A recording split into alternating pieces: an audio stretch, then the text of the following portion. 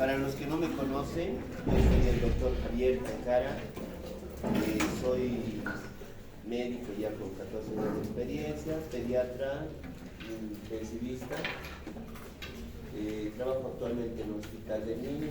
Entonces la bacteriología, la virología, la microbiología en general, es algo con lo que vivo a diario, ¿no? Es parte de mi trabajo. Entonces todos los gérmenes en las clases que van a pasar conmigo, yo les voy a dar tal vez ejemplos de vivencias propias, ¿no? De ejemplos tal vez de laboratorios, en las clases que van a ir analizando también ustedes, porque es parte de su incursión en la clínica ya. Anatomía, el cuerpo humano, embriología, el desarrollo, histología de los tejidos, segundo año, fisiología, el funcionamiento, bioquímica, la parte molecular, microbiología, parasitología, todo sigue siendo un poquito teórico hasta ahí. Desde el tercer año ya es clínico, el origen de las enfermedades, los fármacos, la clasificación de los fármacos, etc. Pero con el nuevo pensum, entonces, ya tienen que tener una introducción a la parte clínica, ¿no? Nosotros en nuestro grupo de bacterio ya estamos haciendo casos clínicos, igual que tal vez ustedes están haciendo en sus grupos. Ahora en este módulo, o en este rote, lo que toca son bacterias. El primer tema han dado de bacterias estomacales, ¿no? Creo que han visto el Helicobacter pylori en la clase anterior. En esta clase vamos a hablar sobre... Hay varias bacterias intestinales. Hay bacterias buenas y hay bacterias malas. Hay bacterias que son útiles para nosotros porque nos ayudan a metabolizar los alimentos. No, eso se llama microbiota normal. Todos tenemos una microbiota normal. Pero también parte de esa microbiota normal en algún momento puede volverse patológica. Todo lo que es patológico es anormal, ¿no? Entonces esa microbiota normal puede volverse patógena, es decir, producir enfermedad. Es así que dentro de las bacterias que se encuentran en el intestino, tenemos las enterobacterias, que son varias, ¿no? Tenemos la Escherichia coli, Shigella, Salmonella, Proteus, Klebsiella, que viven normalmente en nuestro intestino. Y como obviamente todos tenemos buenas defensas, el intestino tiene su propio sistema inmunitario en su mucosa y en su submucosa, entonces estos gérmenes no nos producen enfermedad. Pero cuando salen de su hábitat, es decir, la luz del intestino, salen hacia afuera, invaden las mucosas, invaden las submucosas, salen del intestino, invaden el peritoneo, peor, ingresan a la sangre y viajan al resto del cuerpo, producen diferentes enfermedades. Una de estas es la Escherichia coli, ¿no? Dentro de su clasificación científica está dentro del orden de las enterobacterias, con varias que ya les he mencionado: familia Enterobacteriaceae, género Escherichia, especie coli. Y bueno, dentro de las especies y las subespecies, dentro de las Escherichia coli tenemos varias: Escherichia coli enteropatógena, enterotoxigénica, enterohemorrágica, la productora de toxina Shiga, que son la misma Escherichia coli, que tiene los mismos antígenos, pero la diferencia es que tiene otra forma de producir enfermedad.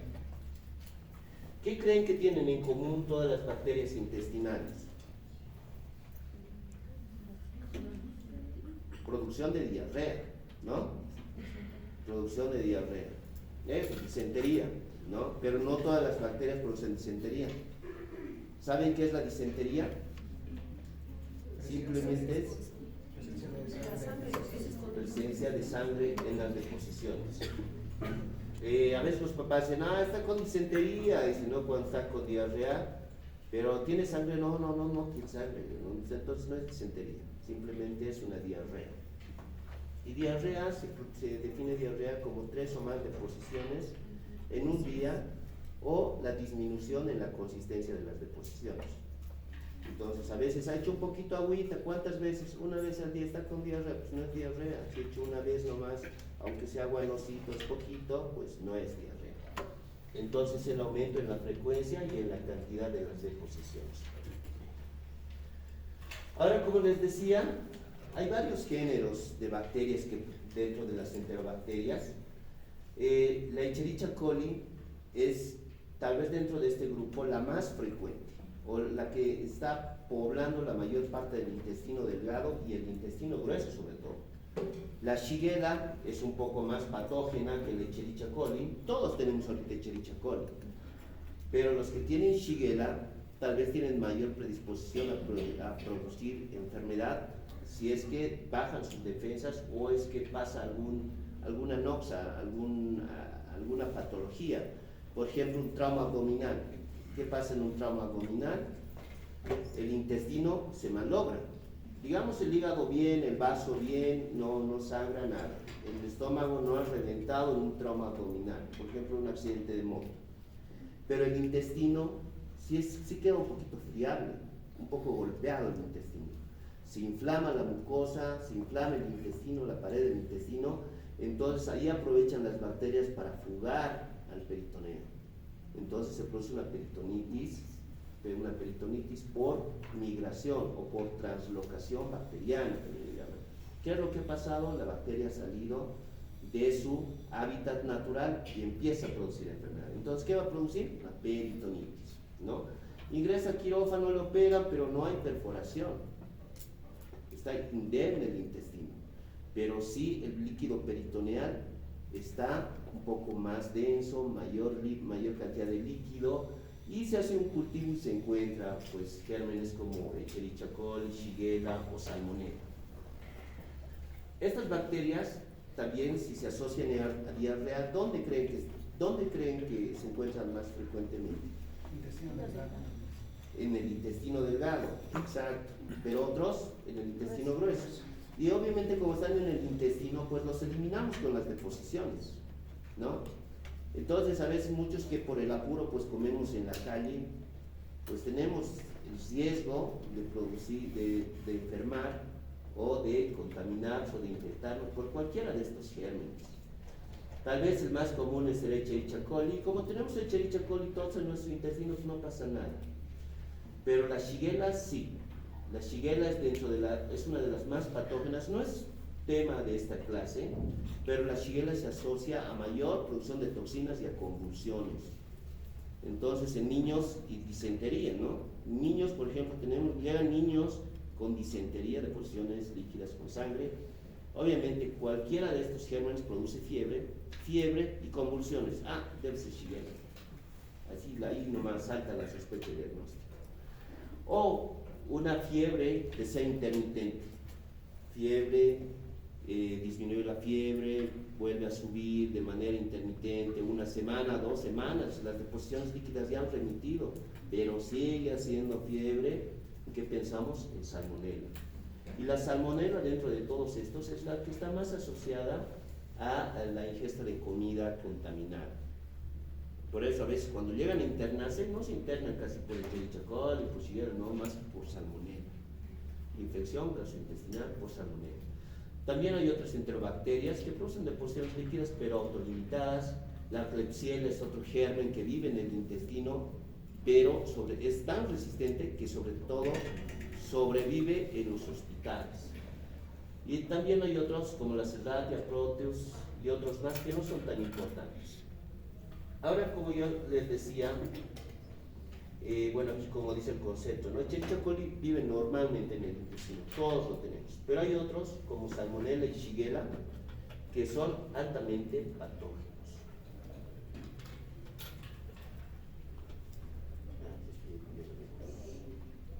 Ya, ahora hablando netamente del Escherichia coli.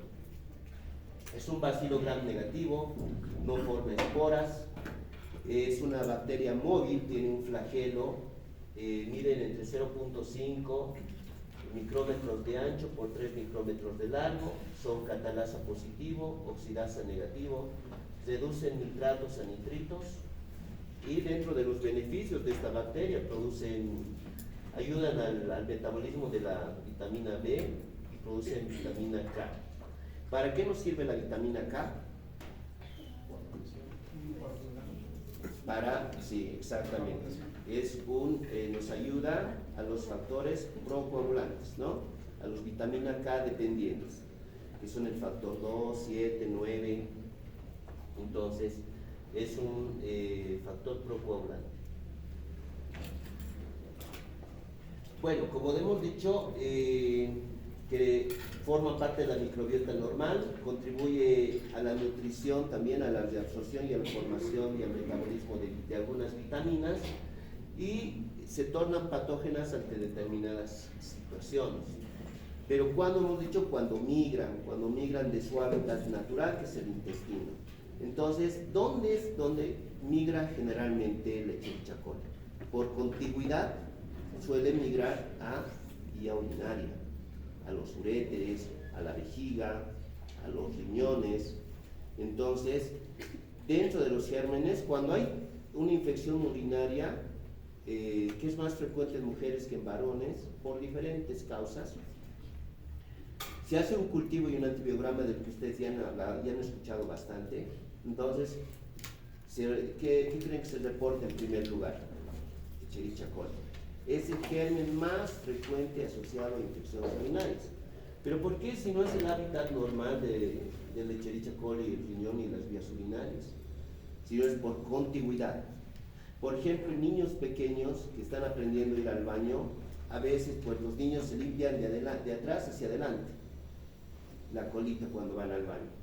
Entonces, a veces trasladan los gérmenes de la región anal a la región genital. Entonces, cuando empiezan con infecciones urinarias, pues el germen más frecuente es el Escherichia coli. Luego, en la vagina, la mujer normalmente el pH es de tipo ácido, evita la presencia o el ingreso de gérmenes. Entonces, en determinadas situaciones, por ejemplo, después de la menstruación, por ejemplo, cuando están embarazadas, por ejemplo, cuando están con alguna otra infección que ha disminuido sus defensas, entonces igual ese Escherichia coli por contigüidad aprovecha para ingresar, ¿no? Entonces, por eso el Escherichia coli es el germen más frecuente asociado a infecciones urinarias. Pero el Escherichia coli no solamente por contigüidad va a la vía urinaria, también hay neumonía por Escherichia coli, ¿no? A veces en los hospitales, bueno, particularmente en el mío, que es uno de los que menos infecciones asociadas tienen, intrahospitalarias, a veces el paciente está yendo bien y de repente ya empieza a hacer fiebre, los pulmones se ven feos en la radiografía, la máquina para ventilar ya se quiere mayor soporte. ¿Qué está pasando? Se ha infectado de algo. Cultivo del aspirado, mandamos cultivos, ¿y qué creen que sale? El Escherichia coli también sale. Y ahí, si sale Escherichia coli, todos ahí, ¿qué ha pasado? O sea, yo espero que me salga una Klebsiella, me salga Pseudomonas, me salga Staphylococcus aureus, que son los gérmenes más frecuentes asociados a infecciones intrahospitalarias. Pero cuando me sale una Escherichia coli, que también pasa, entonces ya estamos pensando pues, que alguien no se está lavando las manos. Esa es la primera sospecha. Entonces, bueno, ojalá que sea alguien que no se está lavando las manos, o todos que no se están lavando las manos, porque todos vamos al baño y a veces muchos no tienen el hábito de lavarse antes y después de salir del baño, etc. O antes y después de tocar al paciente, los momentos, los tiempos de lavado de manos, etc. No los cumplen. Entonces es un pecado mortal que un paciente haga una neumonía por Escherichia coli. Porque ¿qué tiene que ser en los pulmones? Un germen que normalmente vive en el intestino, ¿no? Entonces, como les explico, pues este germen puede ir a cualquier órgano, puede producir hasta meningitis por Escherichia coli. Puede producir meningitis, puede producir peritonitis. ¿Dónde viven? Todos los gérmenes gram negativos tienen una particularidad. que suelen vivir en dispositivos. Tal vez ustedes han visto pacientes con hemodiálisis que están con su catéter de hemodiálisis ahí por ahí, les sacan la sangre, la lavan la sangre y la regresan porque sus riñones no funcionan, pacientes con hemodiálisis. Entonces en estos pacientes, pues ahí en ese catéter también vive el Escherichia coli. Como les decía, pueden migrar a cualquier parte del cuerpo.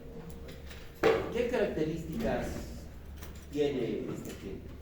Bueno, sus características nutricionales: no es exigente, generalmente es un germen anaerobio facultativo, fermenta glucosa y lactosa para la producción de gas.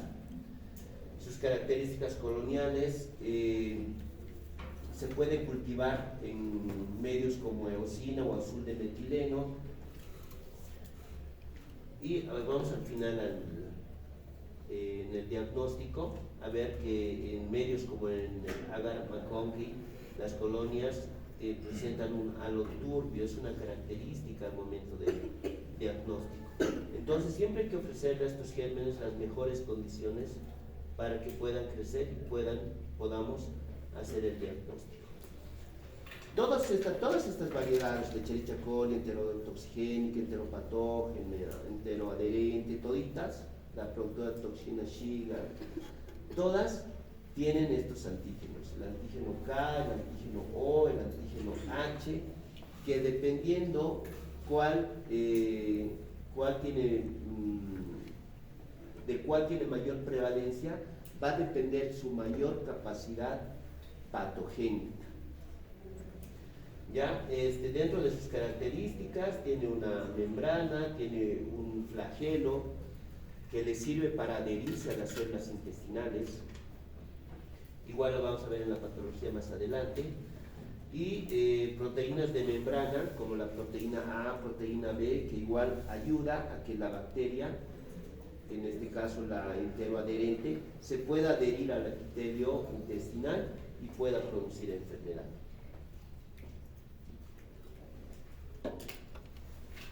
Ya. Entonces, la Escherichia coli dentro de las enterobacterias es la mayor asociada a diarrea en todo el mundo. El mecanismo por el que produce diarrea es diferente. Por ejemplo, la Escherichia coli enteroadherente se adhiere al epitelio intestinal, produce por sus toxinas la formación de AMP cíclico. ¿Saben qué es el AMP cíclico?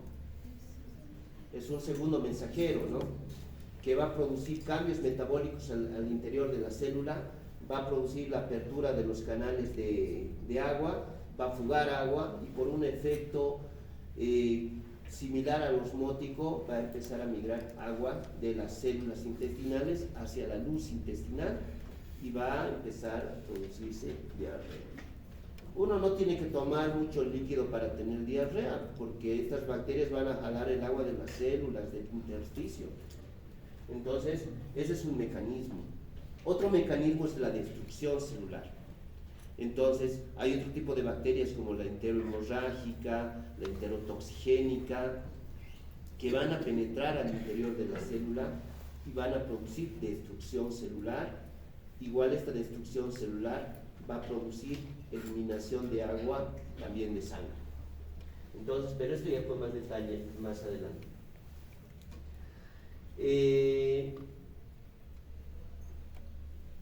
Ya.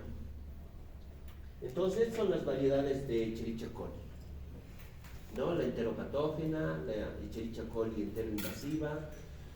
La abreviación viene así, ¿no? Escherichia coli enteroinvasiva, Escherichia coli enterohemorrágica. Así, enteroagregante, enterotoxigénica, enteropatógena.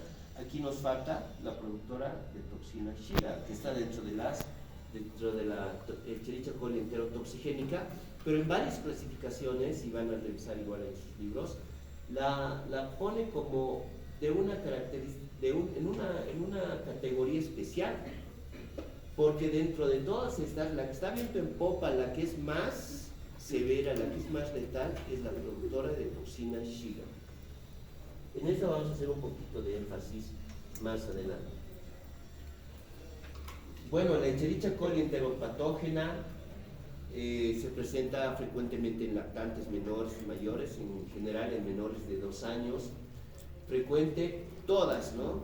No hay ninguna especial, todas son frecuentes en países en vías de desarrollo, pero sobre todo cuando un niño o una persona adulta tiene diarrea, hay curvas, ¿no? Dentro de todo el año. Más diarreas va a haber en temporadas de verano. ¿Por qué? Por la calor, por la sequedad. Entonces, a veces hay lugares como poblaciones en vías de desarrollo donde la gente realiza deposiciones al aire libre. Entonces, por la sequedad del momento, por las condiciones del sol, luego esas deposiciones con gérmenes pues migran por el viento y todo, migran a las ciudades o a las poblaciones, y a veces hay epidemias de diarrea, todo se infecta. Entonces en poblaciones cálidas como Brasil, África, entonces es donde tienen mayor prevalencia infecciones, sobre todo por Escherichia coli, sobre todo de esta variedad, la enteropatógena. Entonces, como se ve en el dibujo,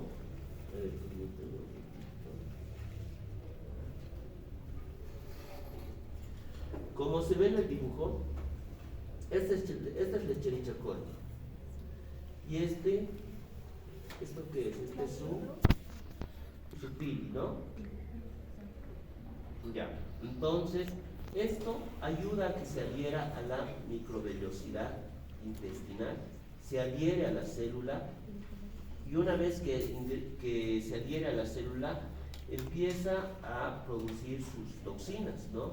Sobre todo la toxina O y la toxina H, o los antígenos O y el antígeno H, que ingresan al interior de la célula, que activan el sistema del GMP cíclico, que es similar a la MP cíclico, guanosil monofosfato cíclico. Esto produce la apertura de los canales de agua, y bueno, el agua empieza a migrar hacia el exterior. Esta es la luz intestinal. Por la luz intestinal ha ingresado esta bacteria, de aquí está la lámina basal, ¿no? Entonces empieza a producir eliminación de agua, y es un mecanismo de producción de diarrea. Ahora, todas las Escherichia coli, si no se las trata, pueden producir diarrea severa, sobre todo en niños, donde produce la muerte. ¿Por qué? Porque los niños son mayor parte agua. Un recién nacido es el 80% agua, un prematuro es el 85% agua. ¿Nosotros cuántos somos? 60%. Sí, 60% agua, ¿no? Un anciano debe ser un 40% agua. Entonces, mientras mayores somos, menos agua tenemos. Mientras más pequeños son, más agua. Por eso la diarrea sigue siendo la principal causa de mortalidad en nuestro país. Una diarrea se hace pomada a los niños. Llegan deshidratados. ¿Desde cuándo tienen diarrea? Desde ayer, desde anoche nomás tienen diarrea, y llegan así todos secos, ya casi convulsionando. Pero, ¿cómo desde ayer nomás puede tener diarrea? Uno puede pensar, porque no conoce la fisiología, ¿no? Los niños sí pueden irse, pueden irse al diablo con una diarrea. Por eso, la sal de rehidratación es tal vez uno de los mejores alimentos o los mejores medicamentos que se han creado para el control de la diarrea.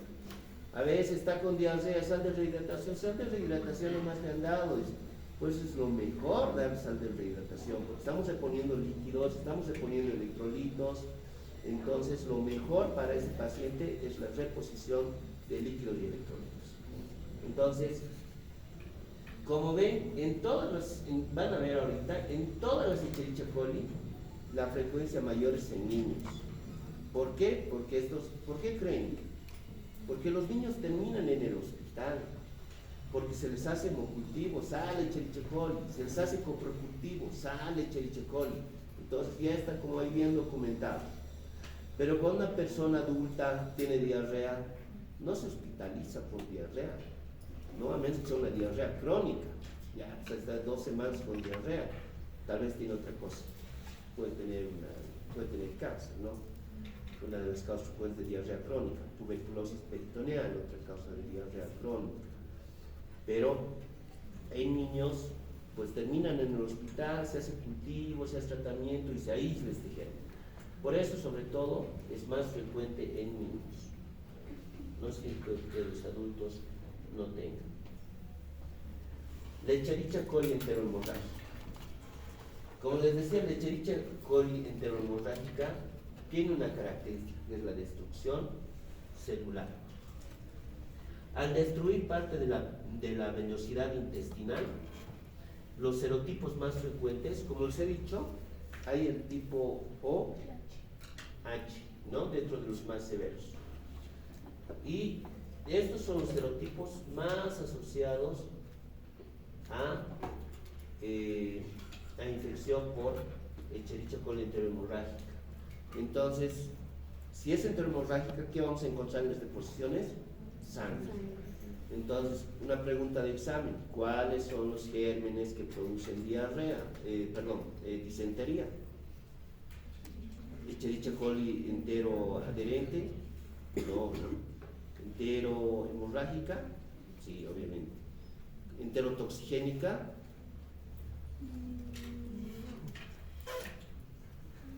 y la productora de toxinas, chicas, sí. Les voy a mostrar ahorita cómo. Entonces, esta Escherichia coli enterohemorrágica produce algo que también es bien clásico, el síndrome urémico hemolítico. ¿Alguien ha escuchado de esto?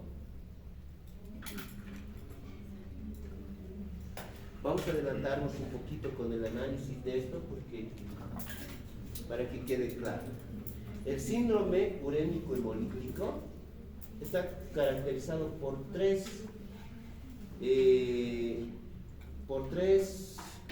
tiene tres características: plaquetopenia, que es plaquetas menores a 150,000, anemia hemolítica microangiopática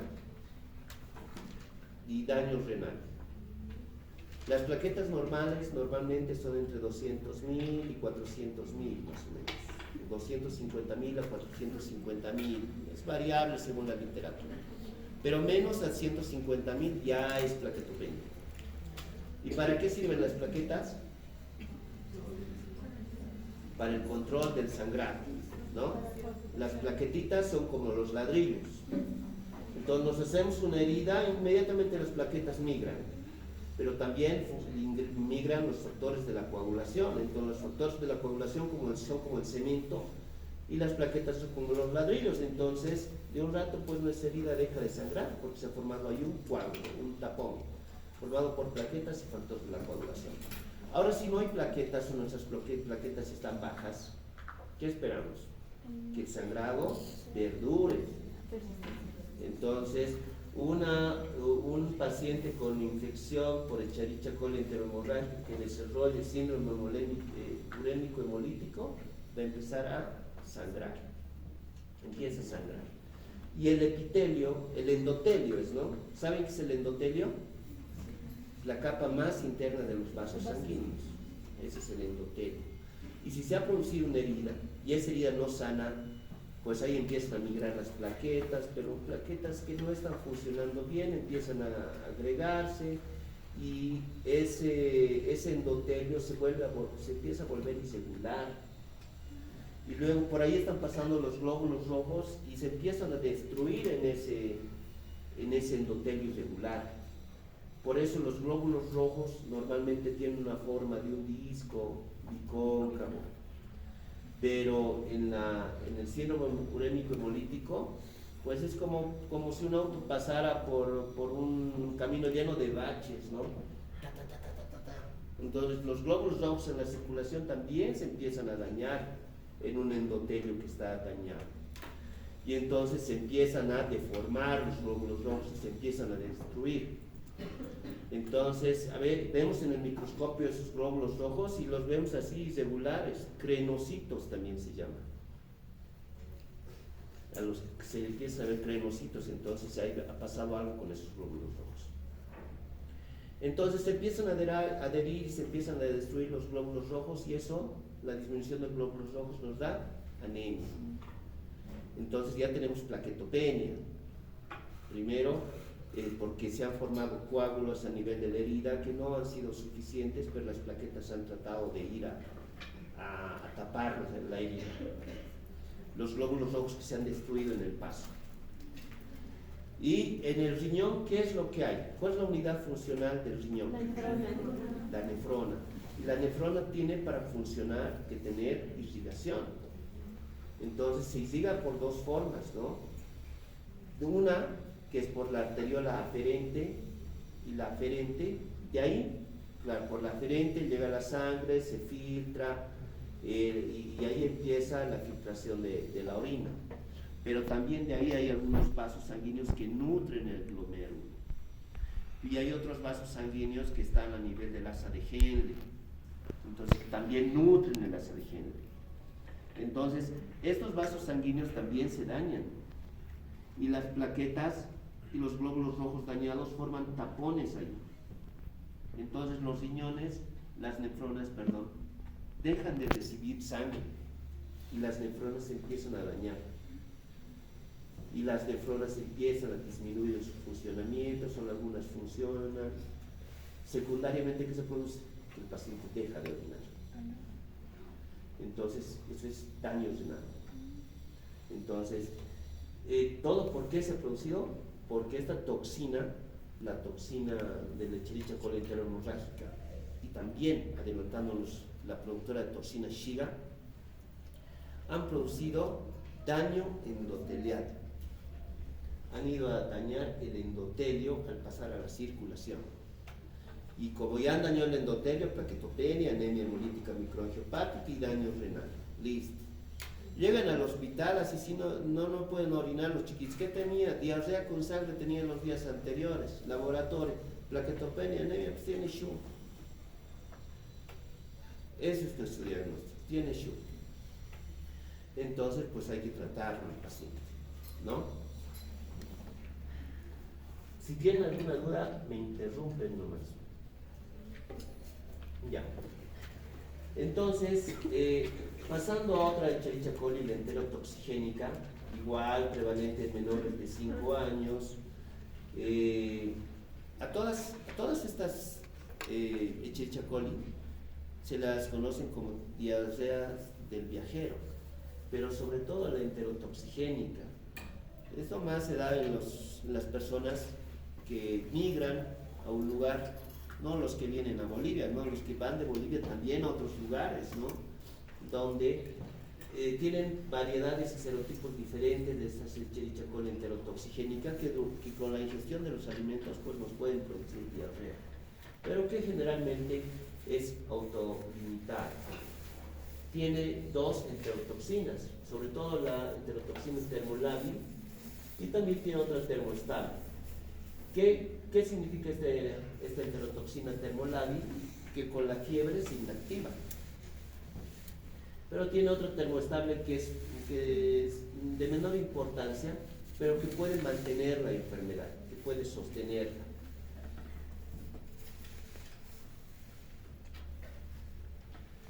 La Escherichia coli enteroinvasiva.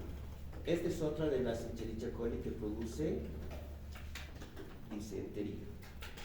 Entonces tenemos la enteroinvasiva, tenemos la enterohemorrágica y la productora de toxina Shiga, dentro de las que producen disentería.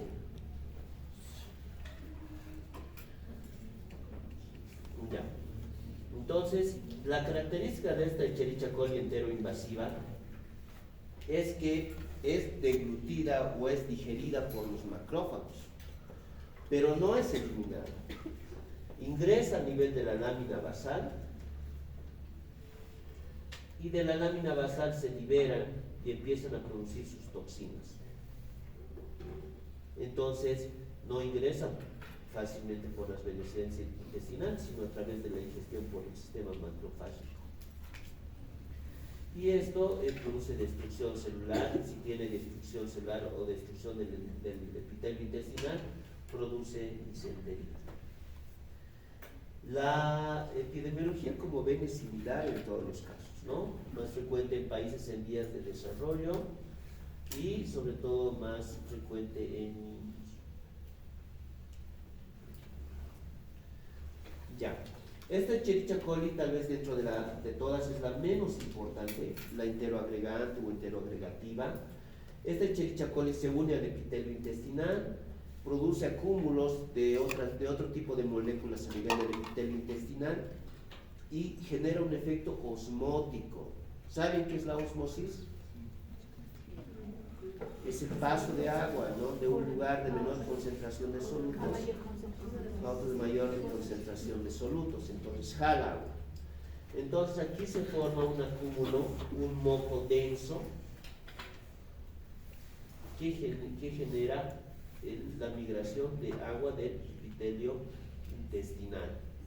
Entonces la Escherichia coli enteroagregativa es una causa de diarrea osmótica. Y bueno, de la toxina Shiga ya les estaba hablando. ¿Y cómo nos enfermamos de una Escherichia coli productora de toxina Shiga? Me voy a saltar esta diapositiva un ratito. Esos son los países donde hay más infecciones por Escherichia coli productora de toxina Shiga. Y como ven, en Sudamérica, Argentina, Chile. ¿Y qué tiene de particular? A ver, hablando en general, aparte del fútbol, el Papa y todo eso, ¿qué tiene Argentina de particular respecto a nosotros? ¿Qué creen?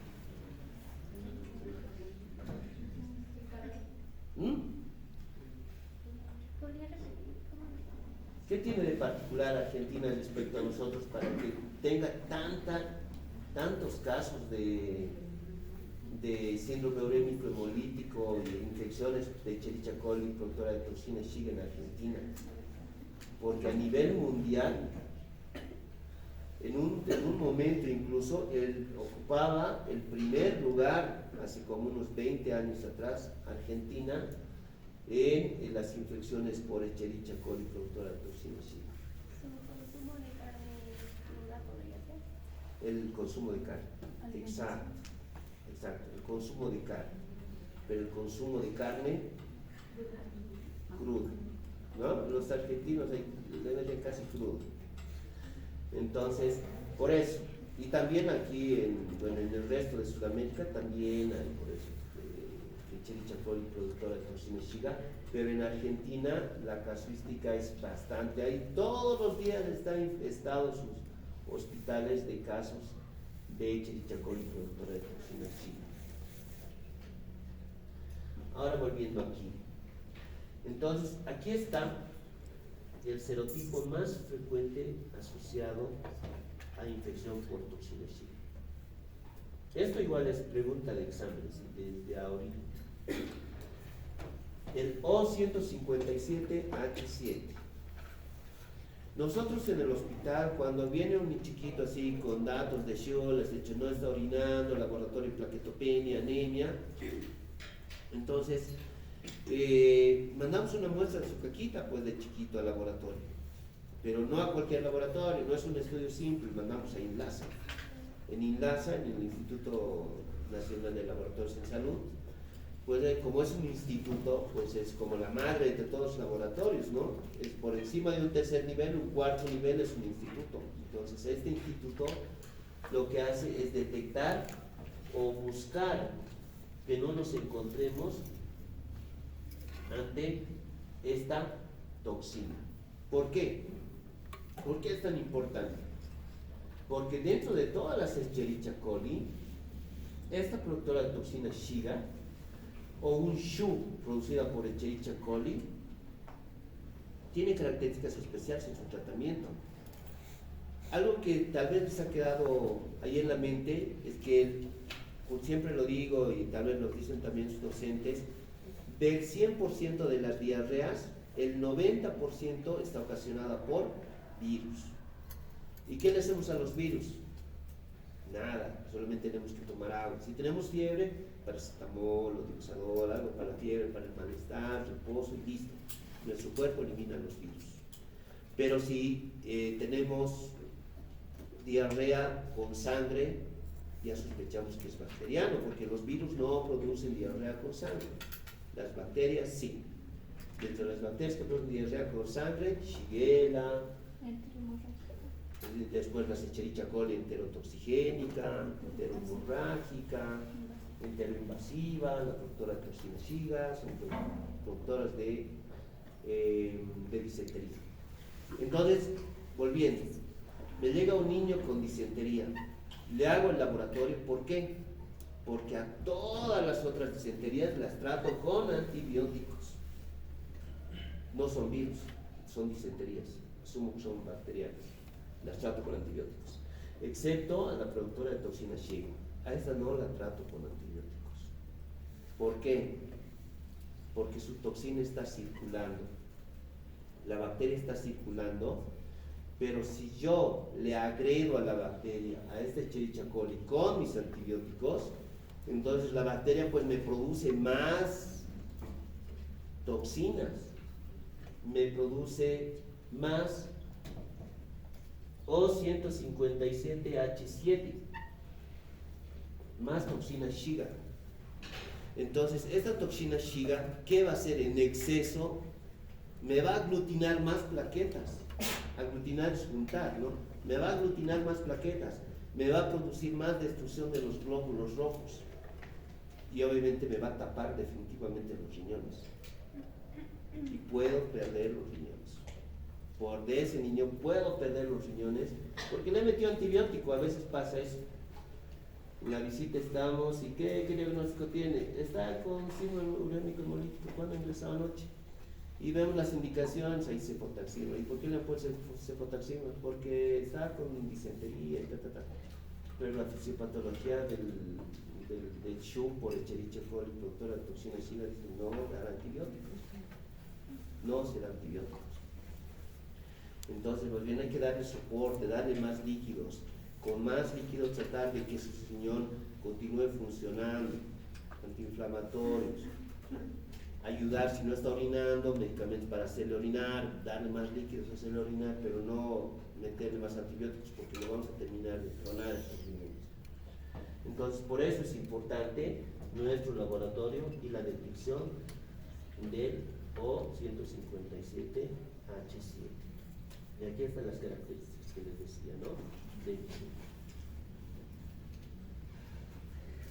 Sobre la infección urinaria, pues ya les había dicho que es la más frecuente en mujeres, que es el responsable sobre todo es la Escherichia coli.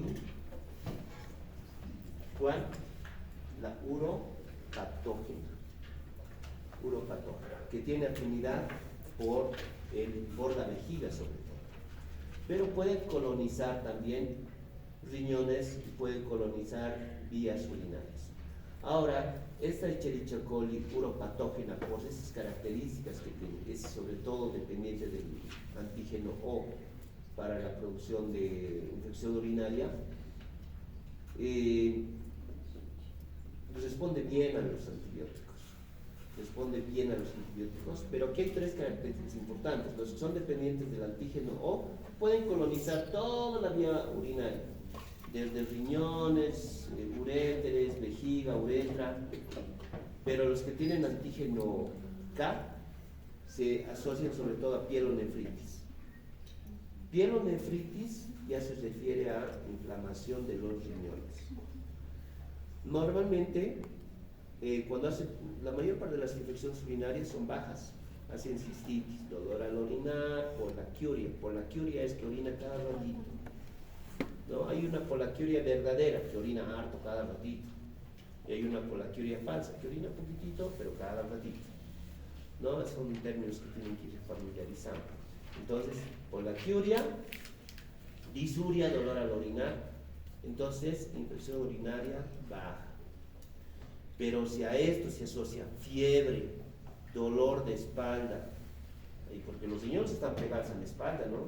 Ahí por debajo de las últimas costillas, delante de las últimas costillas, están los riñones pegados. Entonces hacemos una puño-percusión y ahí se endereza el paciente si ve que los riñones están inflamados. Si tiene fiebre y tiene síntomas urinarios, pues tiene una pielonefritis. Eso ya es pielonefritis. Pero a ver, les golpeamos la espaldita y no pasa nada, solamente tiene dolor al orinar, no tienen fiebre, pues es una cistitis nada más. Entonces, pero la pielonefritis puede ser muy grave. Y esta pielonefritis está asociada a la presencia del antígeno K. Ahora, algo con lo que nos encontramos frecuentemente en los cultivos y en los antibiogramas es la Escherichia coli, productora BLE.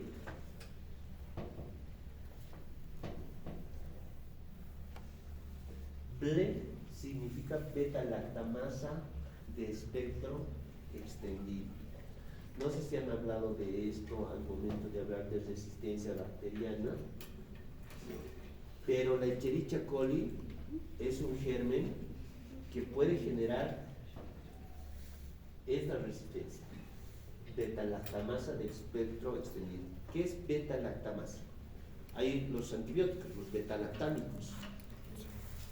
Y ASA es una enzima, ¿no? Beta-lactamasa significa que destruye los beta-lactámicos. De espectro extendido, que destruye los beta-lactámicos en gran cantidad, la mayor parte de los beta-lactámicos. Entonces, cuando ingresa una infección urinaria, hay varios tratamientos vía oral, pero endovenoso lo primero que les ponemos es cefotaxima, porque la mayoría les va bien con cefotaxima, o cualquier cefalosporina de tercera generación. Pero a veces el paciente no mejora, empeora, y en el laboratorio nos sale pues que había sido una Escherichia coli productora BLE, productora de beta-lactamasa de espectro extendido. Entonces, ¿en quiénes generalmente se da? En personas que hacen infecciones urinarias a repetición, toda la vida infecciones urinarias. ¿Por qué? Porque a veces su infección urinaria la trata simplemente con ibuprofeno, con paracetamol, o se compra 4 cotrimoxazoles, va a la farmacia y le dice, cotrimoxazol, ¿cuánto? Ya, véndame cuántos. Llévese 4, digamos, 4 ya, para 2 días, todavía cada 8 horas le da, o a veces, no, 1 cada día, ¿sí? Bien cápsulas farmacéuticos. Entonces, pues eso nos genera resistencia, ¿no? A los que han presenciado la clase de resistencia bacteriana. Cuando no se cumple el tiempo de tratamiento antibiótico, genera resistencia. Cuando no se utiliza el antibiótico adecuado, digamos es una infección por gram negativo y le damos vancomicina, penicilina, un antibiótico para gram positivo, pues se genera más resistencia. Cuando en vez de utilizar la dosis adecuada, digamos en niños todo por kilo, pesa 10 kilos, ya multiplicado por 150 le salía 500 miligramos cada 8 horas, listo, bien prescrito. Pero si la de la farmacia le dice, dale una cucharilla cada 8 horas, ni siquiera sabe cuántos miligramos tiene una cucharilla. Entonces la dosis cuando no es adecuada genera resistencia. Entonces son varios mecanismos por los que se genera resistencia. Y actualmente la resistencia antibacteriana es para tener el terror, porque ahora nos salen los cultivos y el antibiograma resistente.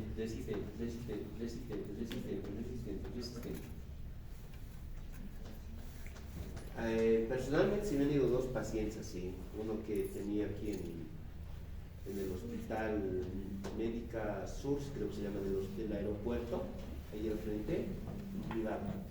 Tomocentro Médica Sur se llama, ahí donde es la antigua terminal. Que me ha salido una Cinetobacter baumannii, eso van a tener hasta pesadillas con ese germen de aquí a unos años, resistente a todo. Le estaba yendo bien, de repente agarró esa infección y pues se fue para abajo. Y fue triste porque el papá invirtió mucho, porque es una clínica privada. Invirtió mucho, le estaba yendo bien y al final se fue. O en el niño igual, que tuvimos varios niños con la Cinetobacter baumannii. pero que más bien eran sensibles todavía a un medicamento, ya pues a comprarlo, y más bien salvamos a la mayor parte. Hay gérmenes que se están volviendo tan resistentes que es importante siempre concientizar sobre el uso racional de los antibióticos, ¿ya? Y la mayor parte de las Escherichia coli ya se están volviendo ble. Por eso es importante. Antes a ciegas cefotaxima ya le va a ir bien. Ahora no, hay que hacer el cultivo y antibiograma porque por ahí es un ble. Entonces hay que nomás hacer su cultivo y su antibiograma. Para el diagnóstico se realiza por coprocultivo, como les he dicho, se manda una muestrita de heces fecales, a veces con toda la diarrea que ha tenido el niño, todo lo malo se puso, ya llega al hospital y ya no presenta deposiciones. Y ahí no podemos ahí esperar que presente deposiciones, entonces tenemos por hisopado tomar una muestra y enviar al laboratorio. No estamos haciendo coprocultivo, coproparasitológico, ¿no? Para diagnóstico de Escherichia coli tiene que ir todo a un instituto, en LASA, mandamos. Incluso las privadas mandan en LASA. También hay pruebas bioquímicas, serológicas, donde se identifica los antígenos de la Escherichia coli, técnicas de recombinación genética, PCR, reacción en cadena de la polimerasa. Otros de los exámenes diagnósticos, igual, para la identificación de toxinas, ¿no? Para la identificación de la toxina Shiga. Aquí está el método utilizado y cuál es el objetivo, o para cuál de las Escherichia coli nos sirve. Esto es más teórico, porque en los hechos no lo utilizamos. En los hechos se realiza solamente, la mayor parte de lo que hacemos es el cultivo. En el cultivo es nuestro gold standard. Y para toxina Shiga sí identificamos, buscamos la presencia de esta toxina.